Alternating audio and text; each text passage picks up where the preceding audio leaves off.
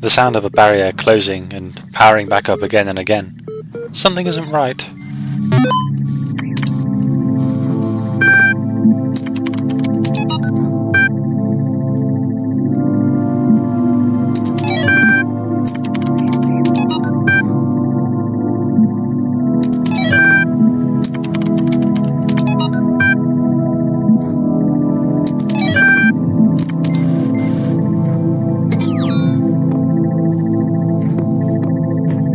My first task, shutting off that noise. I don't succeed, but you can't hear it in here.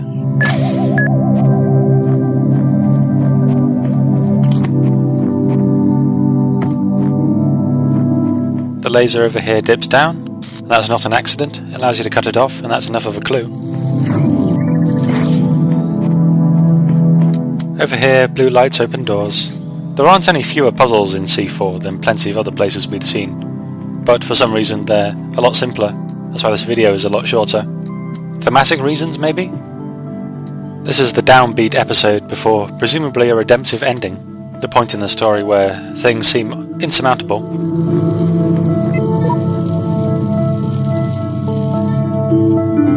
And the only messages are howls of madness from beings otherwise completely similar to us. It's a shame that it all has to be delivered vicariously. Of course I don't know what's to come, but it feels like the right time for it, story-wise. But I wouldn't mind if there was more done to engage our avatar in that sort of thing. There have been a few attempts that have come close. The skies being torn asunder, that hole we fell into that I showed off a couple episodes ago. But I think a lot of effect could be had from entering a room and finding the whole thing in ruins. I mean, even more in ruins than it currently looks, walls knocked down, that sort of thing. You could still have puzzles. You could even have puzzles that look like they should have been solved a certain way, that now need to be circumvented. Otherwise it's just business as usual, while the exposition takes a dive in a way that we knew it would. Almost forgot about this guy back here. There might be other ways you can put across the desperation in a way that affects gameplay without ruining it. Though the game's been very open so far, I don't think it would be too detrimental to trap the player briefly, have them fall through a pit and end up underground in complete darkness, and have to solve these laser puzzles using only the light as guidance. Then, I don't know, by solving all the puzzles you open a route back to the surface, and when you get there you see the sigils you were supposed to collect just lying on the floor, not floating in mid-air, just irrelevant and discarded, but still serving as a reward. I don't know, I think the aesthetic in this game is marvellous, but it's so good it's asking to be undermined far more than it actually is. There we go, now I can get past this fan. There's sort of a further puzzle. I suppose it would only really apply if you'd been distracted by having to move the blue laser past these barriers until now. The atmosphere of this room and the text logs is doing quite a number on my tone of voice. I haven't really talked about Elohim's rambling rant under the ground in C1. It's a relatively common trope, or at least a story I've heard before. An AI that, made for a very particular purpose, realizes that purpose is coming to an end and decides to do everything it can to preserve itself. And I'm sure you've seen many games, films and books before where the protagonist shows up somewhere where all of the people in a position of power or responsibility have let it go to their heads, and all the commoners have become set in their ways, given up on things ever changing.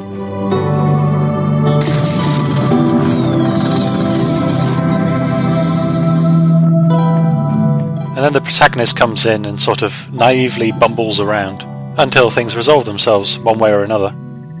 It works best when things have gotten so bad that they're more than just a meddlesome interference, and are more of a fresh pair of eyes on the situation.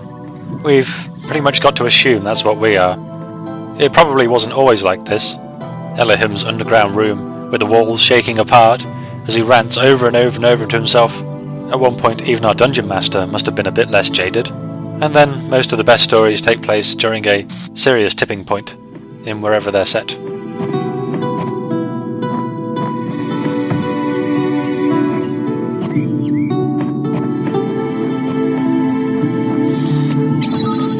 I say I'd wish they'd done more with their obligatory downturn in the tone of the plot, but they have done something. They have grounded it a bit, made it feel less like a game, just by naming these rooms a bit differently. Now we have an armory and a stables. Coming up we have an oubliette and a throne room. They don't provide any hints to the solution, so there is a bit of undermining, if only a very mild one.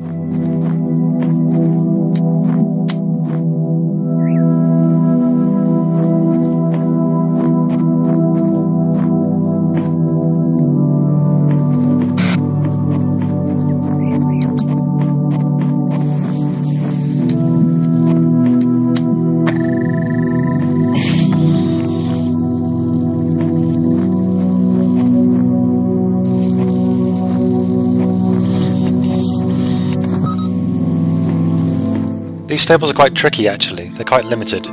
Here I've got a cut where I just moved this one over into the corner. Pretty much everything's where it was before, but I played a lot with the positioning.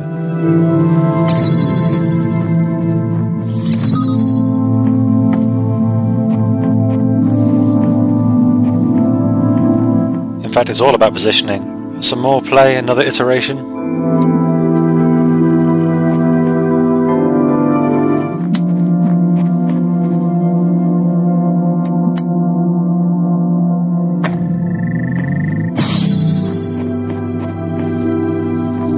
One barrier still to go, everything's where it should be, apart from, oh yes, the jammer's on the wrong side. I'm getting old before my eyes, you see it is thematic.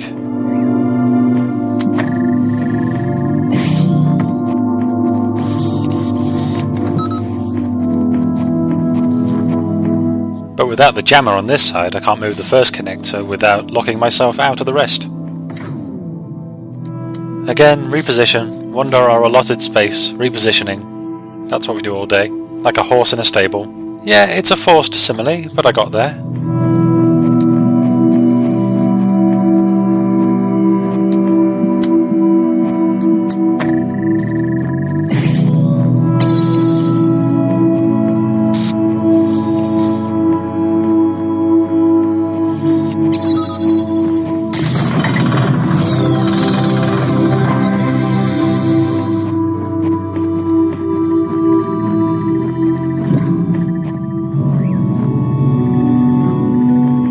I like these guys, but it's a shame they're all the same. I want some hears no evil, sees no evil, speaks no evil up in here.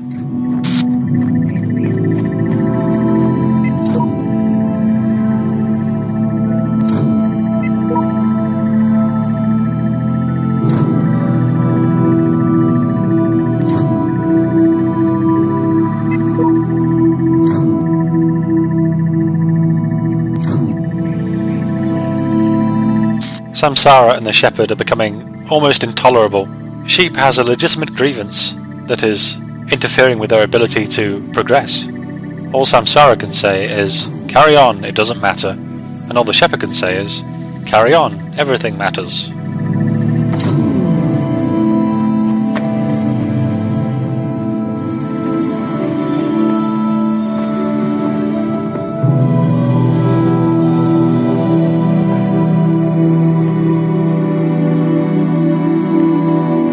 I'm not cutting much out here, only me failing to move the box and having to do this over again. A bit of speed up here just to expedite things. Oubliettes ain't gonna wait.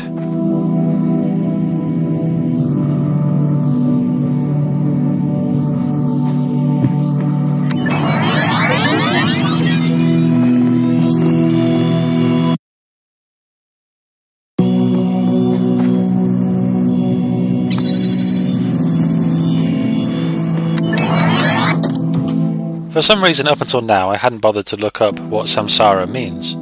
First Slade pointed out that it is a Buddhist term for the infinite cycle of death and rebirth, i.e. the whole reincarnation, our lives are but one of many philosophy. So it's very fitting that the character Samsara has internalized this and is saying just continue as you are. What's interesting is that Samsara had to experience this for themselves before they started laying this on others. Back in Egypt, they were the only one we've seen so far who was destroyed and then regenerated with the same username.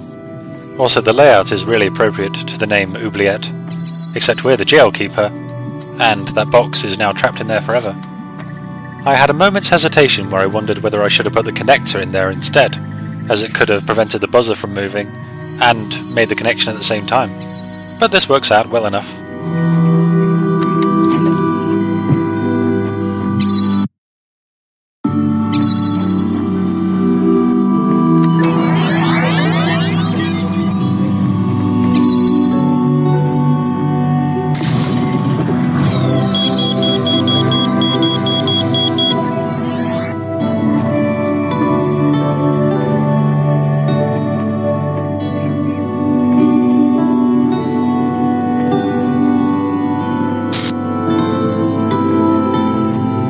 I don't know where I'm supposed to get a red laser from. But then, I haven't been to all the rooms yet.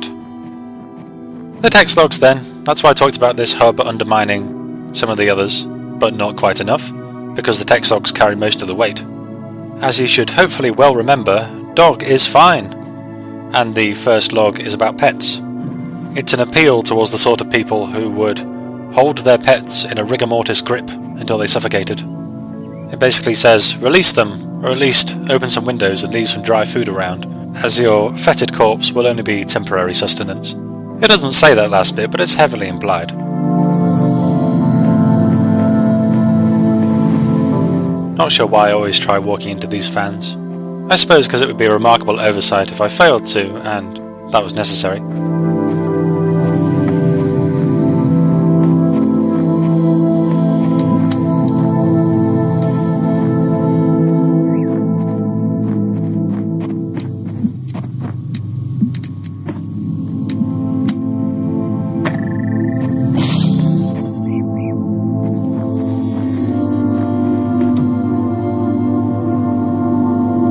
We're back to the good old days when a box was all I needed. So the log file about releasing your pets, it's somehow the most direct way of approaching what's going to befall humanity, because it taps into something that people can relate to most, I suppose. We're fairly immune to doomsays, but start talking about the aftermath, how your dog that wets itself when you come home from work is supposed to fend for itself, or how it won't make a difference to the cat that barely acknowledges you, as it starts practicing for a mighty war against the sudden influx of tropical snakes. There's a lot of emotions there. It's effective is what I'm saying. As effective as these jumps, this star's pretty much a freebie.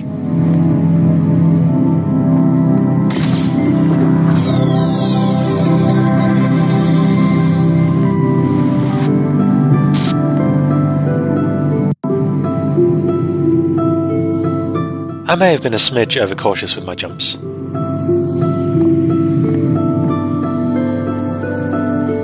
I did eventually use this fan, perhaps in a bit that I cut out. It's by no means necessary though, as you saw. I can appreciate it's a tough balance to make, ensuring that the player always has the option to do things in a controlled and calculated manner, while constantly pushing the explore everywhere, jump on things mentality.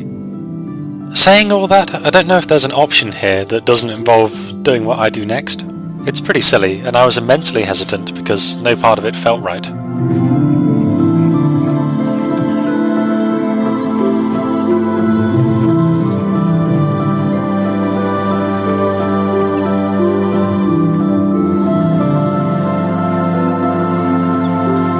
Looking back at it now, yeah, I think I've just spotted something. The other connector inside that room has a preset trail to the receiver that opens the barrier. I must have noticed it at some point, but it slipped my mind between then and now. And as far as I'm aware, this is the only puzzle that does that. We live and learn. I'm going to make some extremely careful and ultimately completely risk-free jumps. The second log file is Arkady Chernishevsky's 99th journal entry.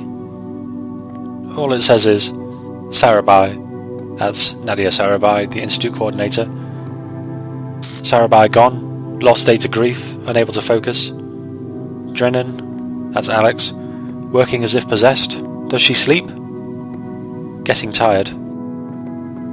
In times of great stress, some people lose the fight, some people buckle down. Some may ask, what's the difference? How much could Alex have done in these final days to aid the project? I finally took the plunge.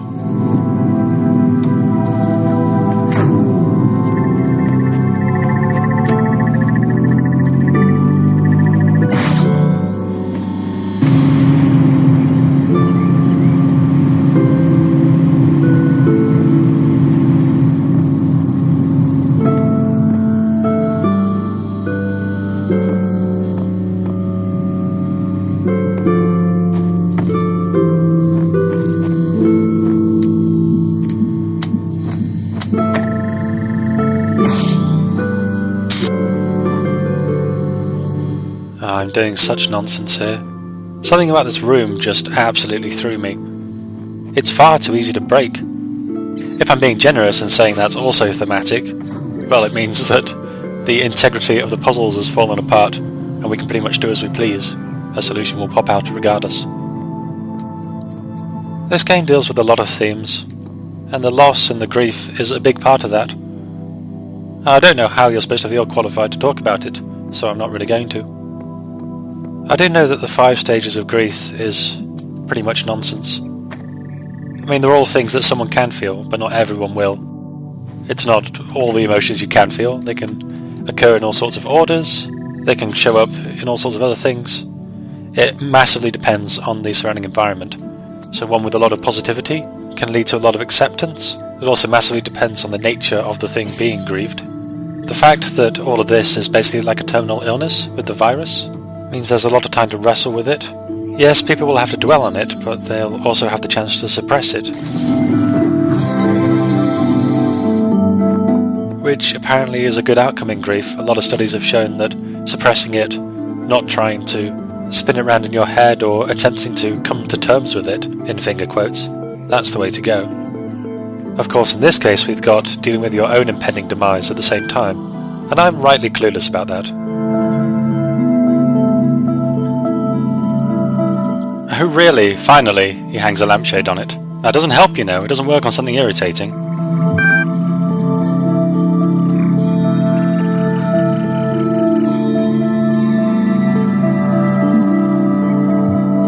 I almost want to say the top one.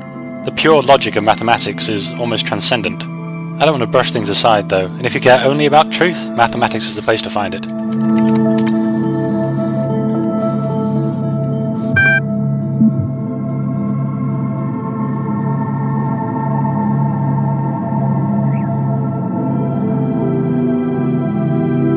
But when you put the garbage into something capable of creating those questions, everything's going to change. If a data processor starts doing more than processing data, then the data will be used in a different way.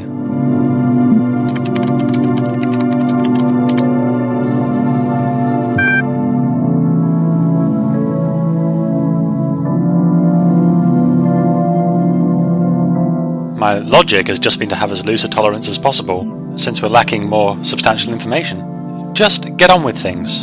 Pi doesn't interest me.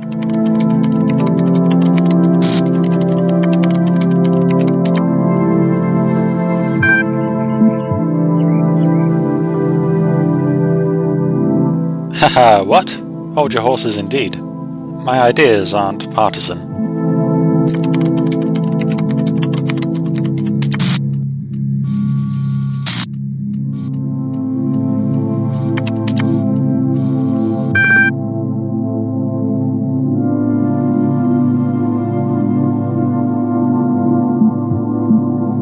That is a point I haven't really seen him make.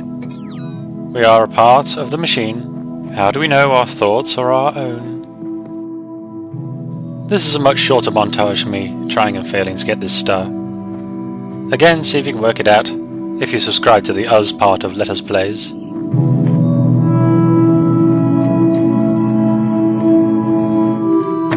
For the record, I'm outstandingly suspicious of Milton. He's become far more amicable lately, or rather, he's making us do the arguing for him.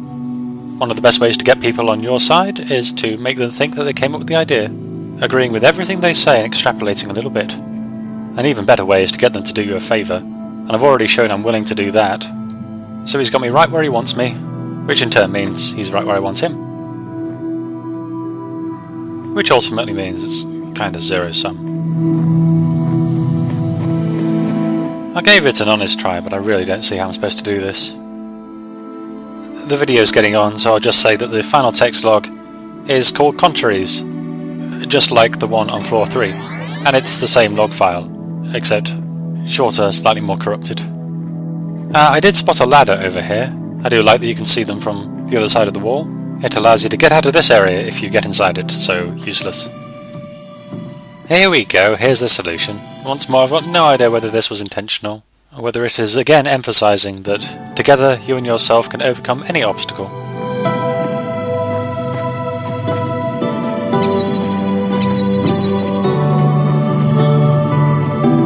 I seem to have forgotten that I brought a perfectly good hexahedron with me. The hidden text for the corrupted contraries file reads, "Energy is percent symbol, eternal delight."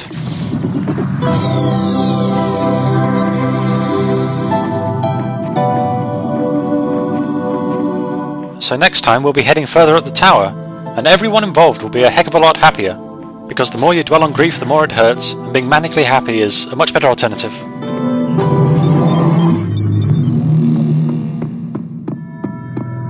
I kid, but there is a point there. Distractions are awesome. Take care.